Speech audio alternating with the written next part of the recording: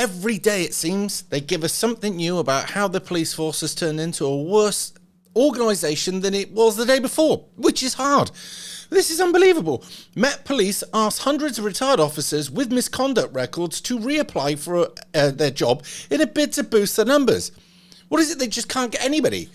Well, perhaps when you went out your way to say that we didn't want white people anymore, and that we're only interested in diversity quotas, and that we would literally go and get anything, didn't matter what its history, just as long as it either ticked this box, which was probably of a different colour, or ticked this box of a different sexuality, or ticked that box of whatever it was this week. I don't know. Maybe they are just a certified Alouette and Barleyan and light bulb pick and lick, and they don't use that enough. Anyway, so the Met is inviting hundreds of retired officers back in a new recruitment drive that includes over 250 officers previously disciplined in misconduct hearings. A source close to the Home Secretary, Suella Braverman, described this as worrying.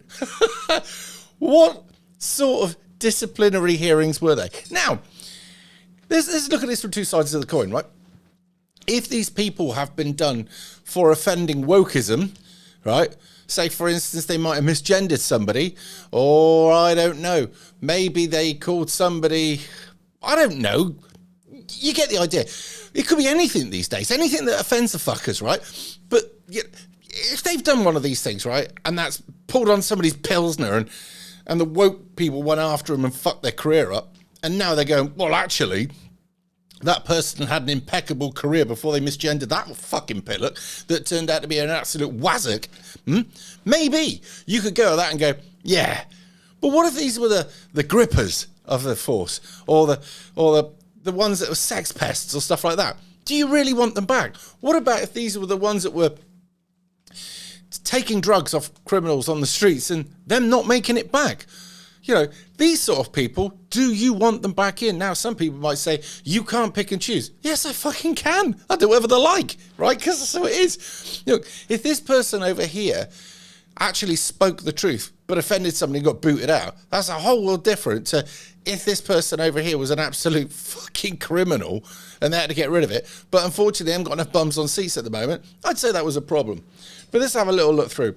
Hundreds of former officers with misconduct records have been invited to reapply for their jobs at the Met Police. In order to boost numbers, it has been revealed. The force has risen to over 250 officers who had previously disciplined in misconduct hearings, while appealing for their valuable skills and experience. You just can't write this shit. A further 99 officers who retired while under investigation. Under investigation for what, you wonder? Have also been invited back. The Times reports. I mean, let's be honest. At the moment, right, they've got people in there which have some of the most dubious past going. We did it. Well, I did a video yesterday about Esther Ranson and her being around the BBC, and people actually having contacted her about Jimmy Savile. But let's not rock the boat. Now, I know there's going to be people within the police force who know of somebody that's been up to something, and it's more hassle than it's worth to them to report it. It could be the end of their career. It could mean their life's very miserable. All the other colleagues could turn on them because maybe they're in the same boat. Like, you know, they know something as well, or I don't know. It is just such a grim organisation these days that fuck it. But they're desperate. That reminded me of the time when they couldn't get enough lorry drivers and they started going after people in prison and said, well, if we get you early release and give you training, would you be a lorry driver? Yeah. What would you be driving? I don't know, bullion. Taking the piss. But you get the idea. The system itself is getting desperate. A, it ties the police hands behind its back and asks it to go after people who have said nasty, hurty words. B, it doesn't let them get their teeth into real crime and actually nick people that need nicking. C, it's full of degenerates and fucking weirdos and nobody in their right mind's actually going to want to get a job there. And D, it's now a political enforcement organisation. To which, yet again, nobody in their right mind's going to want to join because, hey, here's an idea. At some point, the public are going to turn on them. Now, when you send them out against things like, I don't know, people who protest, I don't know, lockdowns or stuff like that, you generally get them out there in riot gear and they're quite happy to wade into people. Now, when you send them out against a really hostile force like Black Lives Matter back here, was it a year and a bit ago or whatever it was, you sent them out with nothing more than their hat and the shirt on. Not even any high vis. You sent them out like that and they got waded into. Why did you do that? I mean, surely common sense would say that some sort of Marxist-backed organisation with a bunch of people with a chip on their shoulder and a misguided sense of whatever because they've been indoctrinated by whoever to believe that they are done by are going to get a bit of a piss on and they're probably going to attack you. Whereas a mush who's asking for his freedom and doesn't want an intervention, well, wade into them. I have literally fuck all respect. I'll give you some idea. My truck and trailer got hit yesterday whilst parked out on the road.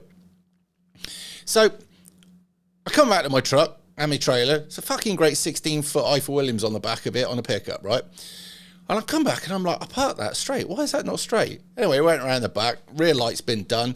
You can see where they've hit the trailer. But they've bent the tow bar and they've bent the ball hitch, right? And it was a bit like that. Anyway, they picked up all their stuff and I'm like, here we go.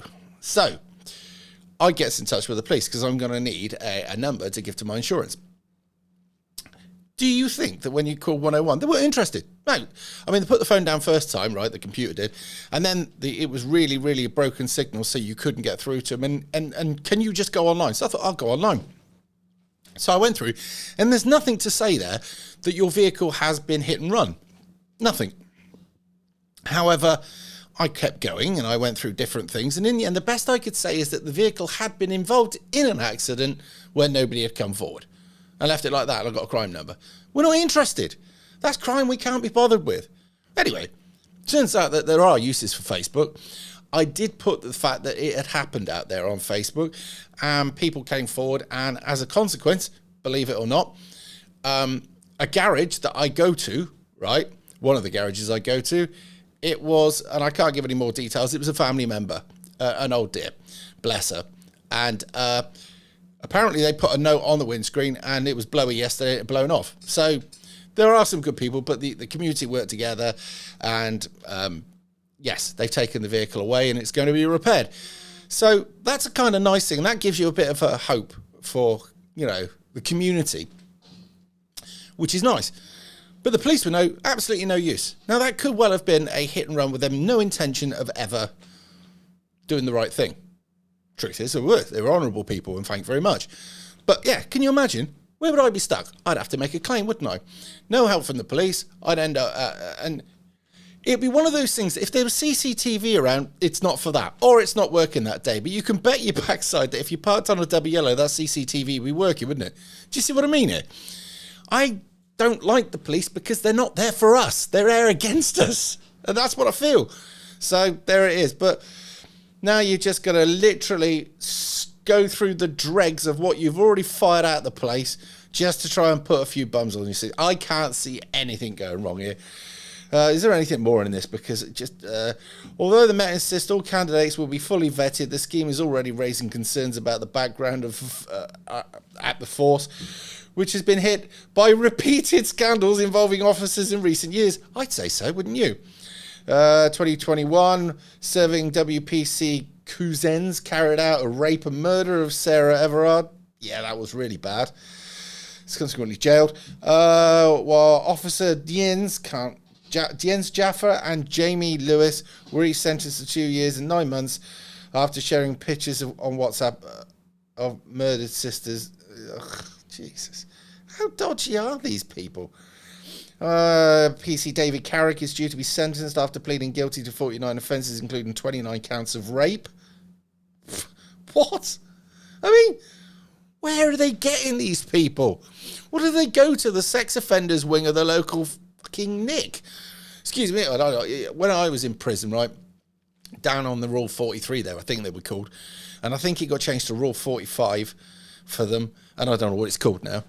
But anyway, yeah, all the wrong'uns went down there, and you had nothing to do with them. You couldn't come in contact. However, it just makes me wonder that maybe the chief commissioner or whatever he is going in there. Right, boys, I've got a great job for you. Come work for the police force. Wrong'uns. Anyway, hope you're enjoying. Like, share, subscribe, all the rest of it. I'll see you soon.